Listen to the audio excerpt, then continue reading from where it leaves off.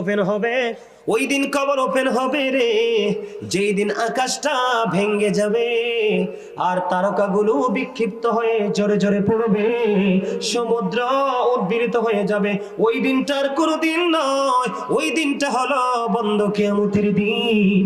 আমার মা নবী, প্রাণের নবী সরকারে মদিনা ইমামুল মুরসালিন কে মা আয়েশা প্রশ্ন করেছিল, ইয়া রাসূলুল্লাহ, কিয়ামতের দিন নারী পুরুষ কি উলঙ্গ অবস্থায় থাকবে, ল্যাংটা থাকবে ইয়া রাসূলুল্লাহ?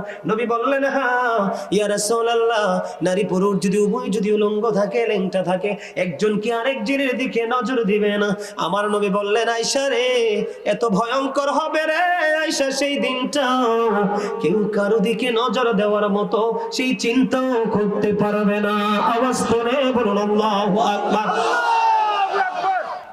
এই জন্য বলতে চাই বন্ধু, ফিউচার বড় ভয়ঙ্কর। আবার যদি আপনি ভালো পথে চল